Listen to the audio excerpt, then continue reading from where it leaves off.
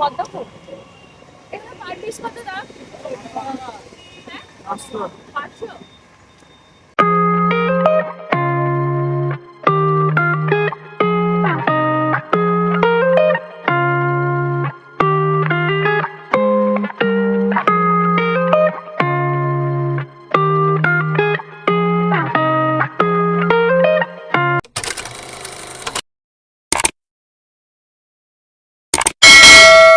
So hello everyone, I am Sonali and welcome back to my another new mini vlog.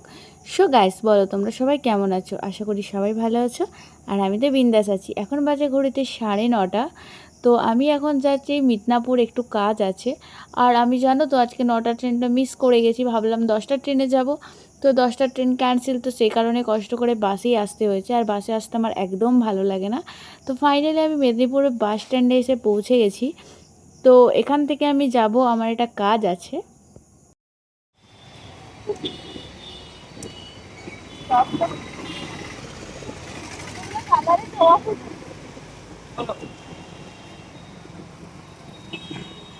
পদ্ম ফুল এগুলো per piece কত দাম? হ্যাঁ, 500।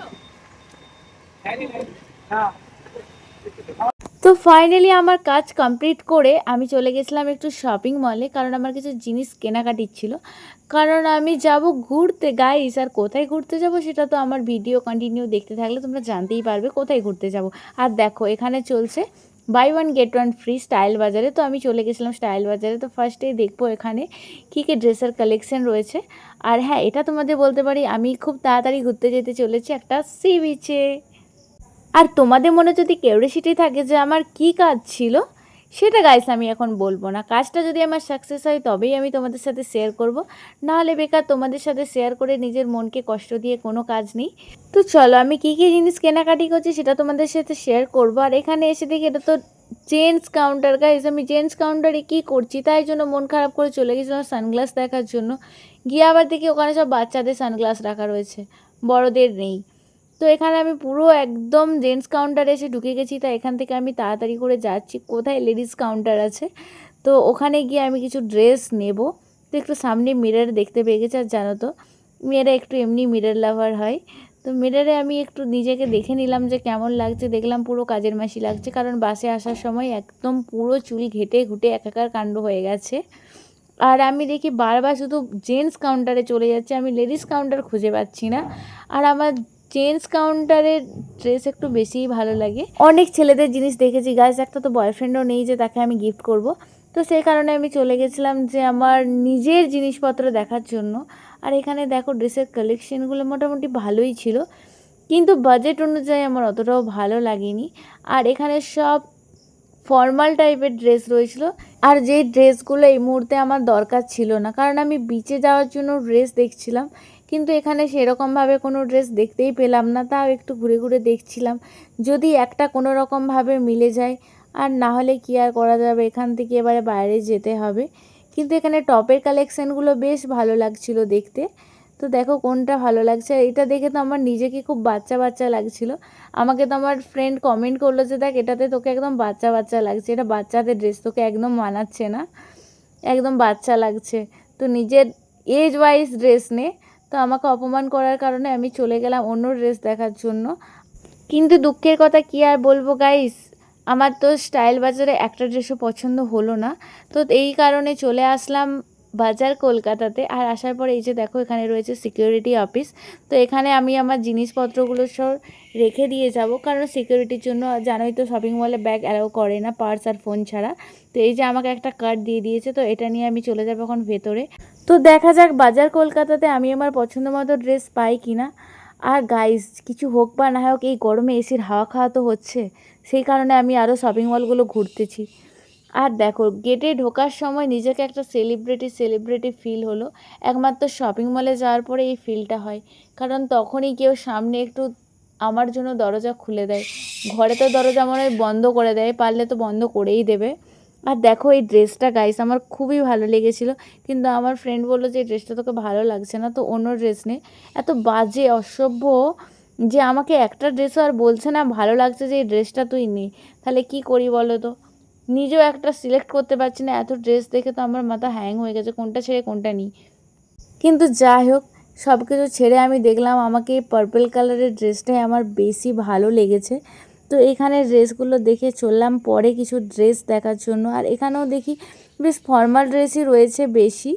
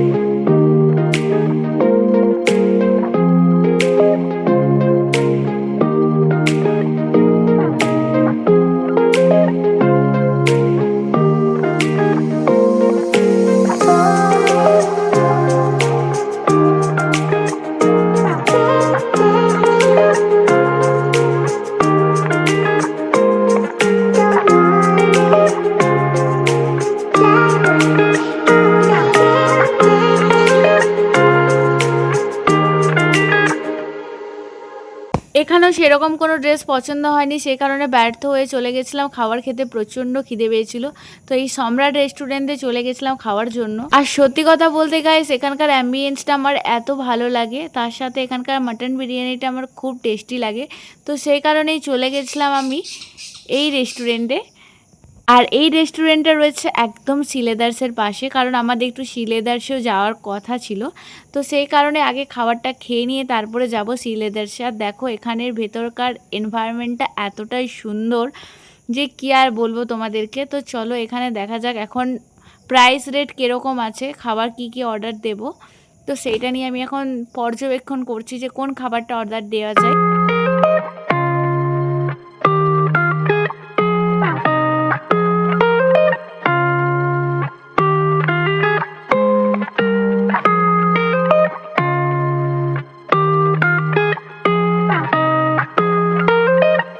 তো আমরা অর্ডার করে নিয়েছিলাম একটা ভেজ থালি আর মাটন বিরিয়ানি। আর দেখো ভেজ থালির মধ্যে রয়েছে ভাত, ডাল, পোস্ত, একটা মিক্সড ভেজ, ভুজিয়া, স্যালাড, চাটনি।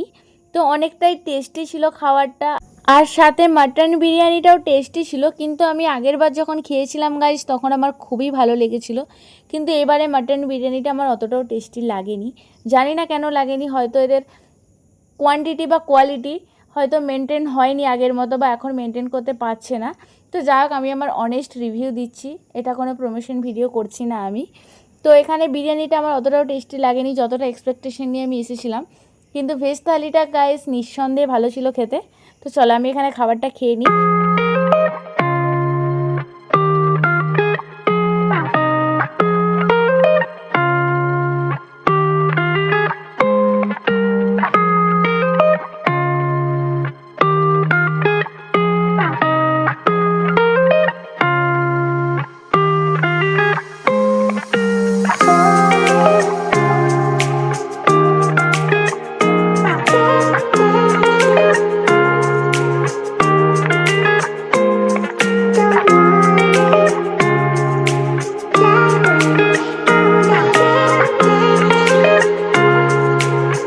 আর জানো তো, রেস্টুরেন্টে খাবার খেতে আসলে লাস্টে যে মৌরি আর সাথে বড় বড় চিনির দানাগুলো দেয়, যেটা আমার খুবই ভালো লাগে।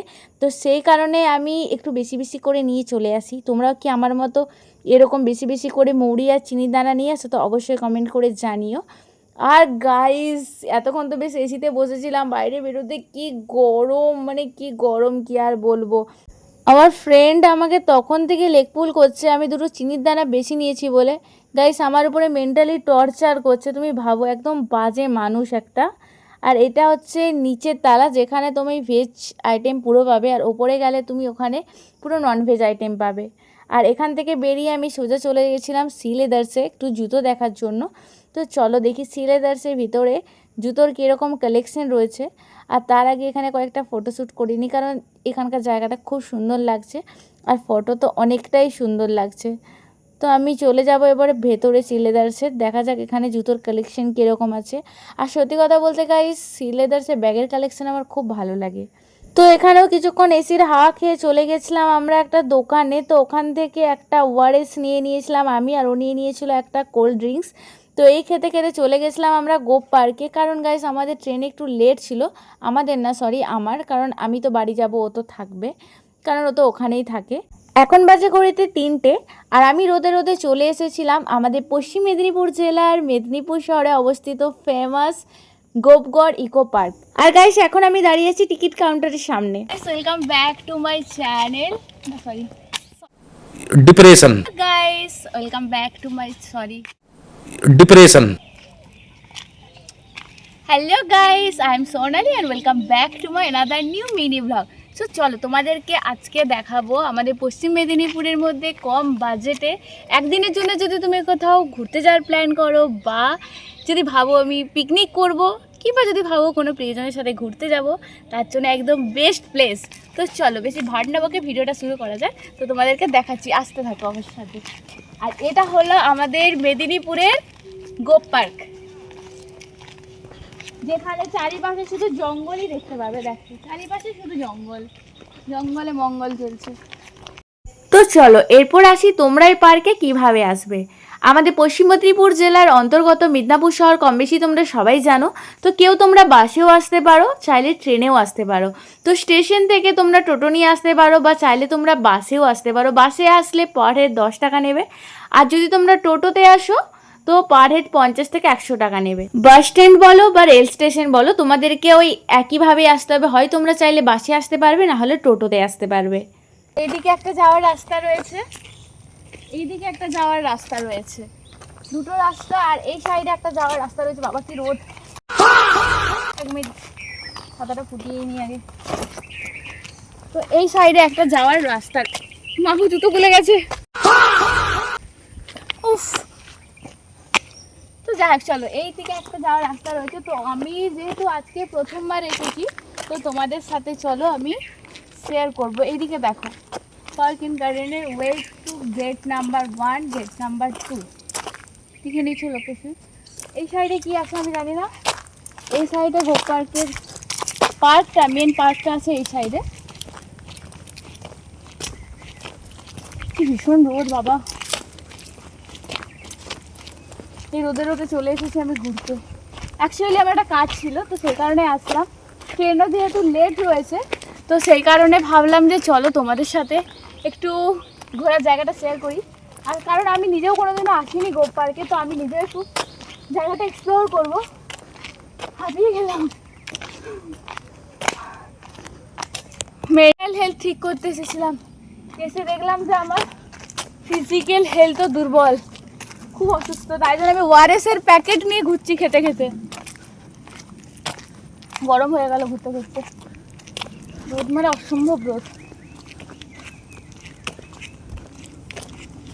তোমাদের জন্য এত স্ট্রাগল করে তোমাদেরকে আমি এত সুন্দর সুন্দর জায়গাগুলো এক্সপ্লোর করে দেখাচ্ছি।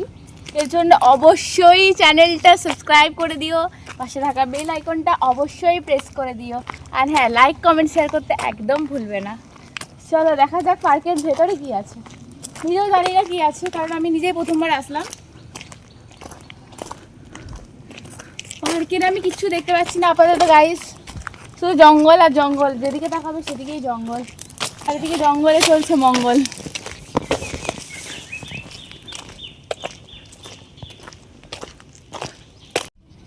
সো গাইস দেখো, এখানে এই সাইডটা দেখো, সেই একটা সুন্দর ঝাউ বাগান রয়েছে। নিয়ে এদিকে দেখো, এটা ওয়াও লাগছে। আমি এসেছি ভদ্রপুরে, ঠিক আছে, অন্য সময় আসলে হয়তো ভালো লাগতো। ওই সাইডে একটা রাস্তা রয়েছে, ওই রাস্তা দিয়ে তুমি আসতে পারবে, পার্কের গেট রয়েছে। আর এই সাইডটা দিয়ে রয়েছে মেন পার্ক, এই সোজা রাস্তা দিয়ে রয়েছে মেন পার্ক। আর এখানে ভেতরে বাইরের খাবার অ্যালাউ নেই, তো তোমরা যদি খাবার খেতে চাও দেখো এই সাইডে একটা রয়েছে দোকান, আর এই সাইডে রয়েছে আরেকটা দোকান। তো আমি এখন যাব মেন পার্কে, তারপরে এই পাশে ঝাউ বাগানে যাব, কারণ ভীষণ রোদ এখন। এই দেখো এটা হচ্ছে মেন পার্কের রাস্তাটা দিয়ে যাওয়া যায়।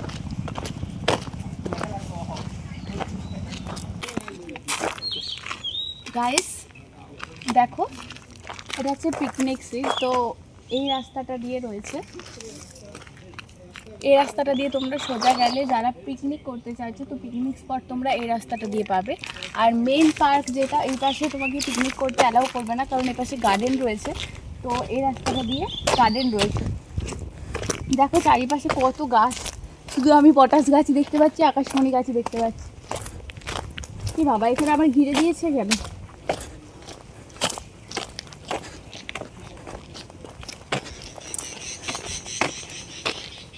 দেখো এখানে মেন হেডিংয়ে লিখে দিয়েছে যে লোহার গেটের ভেতর সাইকেল, মোটরসাইকেল, গাড়ি প্রবেশ নিষিদ্ধ। তো সেই কারণে এখানে কি রয়েছে, কটেজ, এসি, নন এসি ও ডরমিটারি, মানে থাকতে চাইলেও হয়তো রুম পাওয়া যাবে এখানে। আর এই সাইডটা তোমার এদিকে দেখা, এভাবে টপকে যেতে হবে, আর না হলে ওইটা দিয়ে ঘুরিয়ে ঘুরিয়ে আসতে হবে। তো দেখো এটা হলো গোপ পার্কের যে মেন গার্ডেনটা, তো সেই এরিয়াটা একটু ভালো করে দেখা এই সাইডগুলো। আর गाइस इतना बड़ा पार्क में क्या बताओ आप लोगों को, तो जो भी हो छोड़ दीजिए। तो ये है इतना बड़ा एक टावर है, क्लॉक टावर, इससे अलावा क्या है। আর গাইস সিরিয়াসলি আমি এই পার্কের মধ্যে যেদিকে তাকাবে শুধু গাছ আর গাছ, চারিপাশে সবুজ। অ্যাকচুয়ালি মেন গার্ডেনে আমি পৌঁছে গেছি, কিন্তু মেন গার্ডেনের মধ্যে কি রয়েছে সেটা চলো দেখাই তোমাদেরকে। আর এখানে দেখো গাইস লেখা আছে আপনার ব্যবহারই আপনার পরিচয়। এখানে একদম পুরো ক্লিয়ারলি ভাবে জানিয়ে দিয়েছে পার্কের ভিতরে কোনো মূর্তি বা স্পর্শ করা যাবে না, কঠোরভাবে নিষিদ্ধ। আর করলে তার জন্য প্রয়োজনীয় আইন ব্যবস্থা রয়েছে। আমাদের চন্দ্রকোনা রোডের পার্কে মনে হয় এর থেকে বেশি ফুল গাছ রয়েছে। সিরিয়াসলি এখানে আমি তো কিছু দেখতে পাচ্ছি না। দেখ অনেক কষ্ট করে পুরানো দিনের কিছু বিল্ডিং দেখতে পেয়েছি, তো চলো দেখি। তেরি বহু যুগ পরে বাঁশ গাছ দেখলাম গাইস, যেগুলো সবার খুব কাজে লাগে। এখান থেকেই মনে নিয়ে যায় কচি কচি বাঁশ। আর জানো তো এই জায়গাটাতে আসলে তুমি মহাভারতের ছোঁয়া পেলেও পেতে পারো, কারণ দূরে দেখা যাচ্ছে যে ক্লক টাওয়ার, তার পিছনেই দেখো প্রায় ভগ্ন একটা বাড়ি, পুরো ভেঙে চুরে গেছে। হ্যাঁ, লোকমুখে শোনা যায় এটা নাকি বিরাট রাজার বাড়ি ছিল, আর যখন পঞ্চপাণ্ডব অজ্ঞাতবাসী ছিল তারা নাকি এখানে এসে আস্তানা নিয়েছিল, এটা লোকমুখে শোনা। আর সামনেই দেখো দাঁড়িয়ে আছে দুটো বল্লভ হাতে আদিবাসী মূর্তি। পুরোটা ওই গোপ, মানে যিনি ছিলেন গোপ চত্বরের মালিক, ওই রাজারই সম্ভবত পুরো এরিয়াটা। তো কোথাও না কোথাও ওই পুরো হিস্ট্রি লেখা থাকবে। তো চলো তোমাদের সাথে দেখা যায়। এই দেখো এগুলো সেই পুরানো বিল্ডিংগুলো রয়েছে, কি লেখা আছে এটা দেখি, গোপ হেরিটেজ বিল্ডিং। আর দেখো গাইস এখানে গাছ দিয়ে কত সুন্দর ফুল পাতা বানানো রয়েছে, দেখতে জাস্ট ওয়াও লাগছে। দেখো এখানটা রাত্রেবেলা আই থিঙ্ক লাইট জ্বললে আরো সুন্দর লাগবে। গাইস দেখো এখানে গাছটা, মানে এই যে গাছের যে শেপটা করা আছে পুরো একদম ফুলের মতো করে, কতটা অপূর্ব সুন্দর লাগছে দেখতে। দেখো এটা, আর এই সাইডটা পুরোটাই জানি না এই সাইডটাতে কি আছে, তো একটু এক্সপ্লোর করে দেখা যাক যে এই সাইডে কি রয়েছে। আর দেখো এটা হচ্ছে গোপগড় হেরিটেজ বিল্ডিং। তো কোনো এক সময় জায়গাটাতে বিল্ডিং ছিল, কারণ এটা রাজাদের আমলের একটা পার্ক। তো এখানেই রয়েছিল একটা রাজবাড়ি, তো তারই পার্শ্ববর্তী পার্ক এটা। এটা হিস্ট্রি যদি আমি অতটা ভালো করে জানি না, কারণ আমি নিজে প্রথমবার এসেছি। আর দেখো গাইস এখানে কত ছোটো ছোটো এঁচড় ধরেছে, পার্কের মধ্যে এঁচড় গাছে ভর্তি, তখন থেকে শুধু এঁচড় গাছে দেখতে পাচ্ছি। আর এই সাইডে রয়েছে আরেকটা বিল্ডিং, আমার মনে হয় যে এসি নন এসি যেই বিল্ডিংগুলো পাওয়া যায়, আই থিঙ্ক এখানে হয়তো গেস্টদের জন্য বা সামথিং কিছু। আর জানো তো, গো পার্কে যে ডাস্টবিনগুলো রয়েছে আমার সেইগুলো খুব ভালো লেগেছে।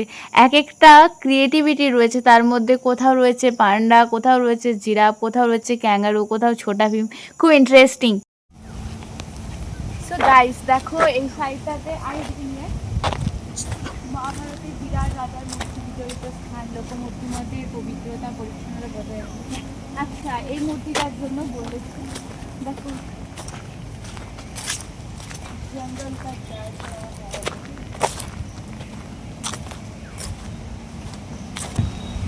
দেখো হাতিটা সুন্দর লাগছে না?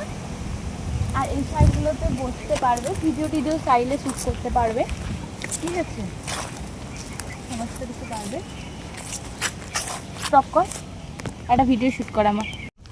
তো দেখো এটা হচ্ছে মেন যে গার্ডেনটা, গার্ডেনের ঢোকার রাস্তা। আর এখানে দেখো, আর এই সাইডে গেলে তোমরা এসি কটেজ পাবে, ওয়াচ টাওয়ার পাবে, রোজ গার্ডেন পাবে, আর ক্যাকটাস হাউস পাবে। তো এগুলো কোথায় আছে জানি না, আই থিঙ্ক ওই সাইডে রয়েছে।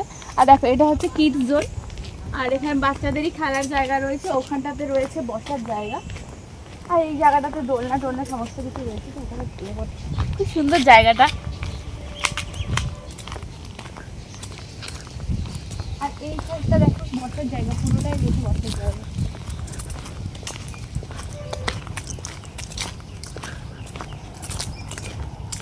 আর এই সাইডে রয়েছে ফুলের বাগান, কিন্তু রোজ গার্ডেনটা কোথায় ছিল আমি, আই থিঙ্ক এই সাইডে রয়েছে রোজ গার্ডেনটা।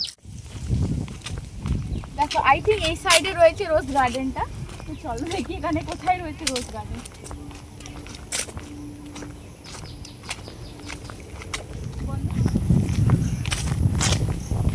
জায়গাটা হচ্ছে সভাকক্ষ গোবগড় পার্ক, ইকো পার্কে।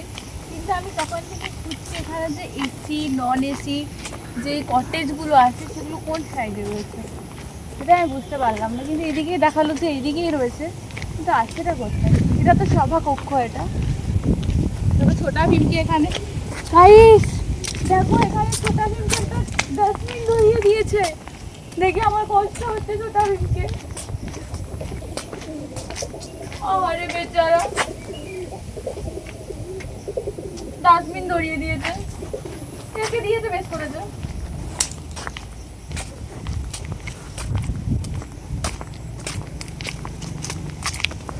মেবি এই সাইড দিয়েও বেরোনোর রাস্তা রয়েছে। কিন্তু আমি এসি নন এসি কটেজে তো দেখতে পাচ্ছি না। আচ্ছা ওই যে ওখানে রয়েছে।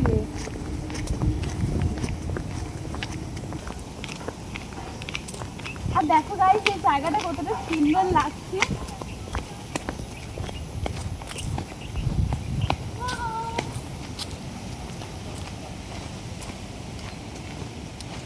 এই জায়গাটা তো বসার জায়গা, কতটা সুন্দর জায়গাটা।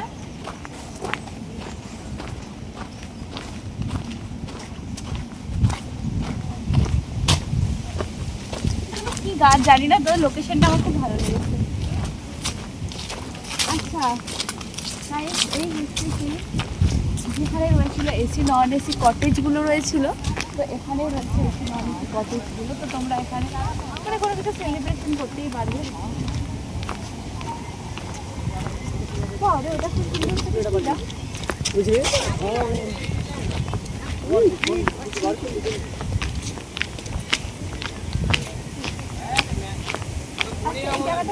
দারুণ লাগছে।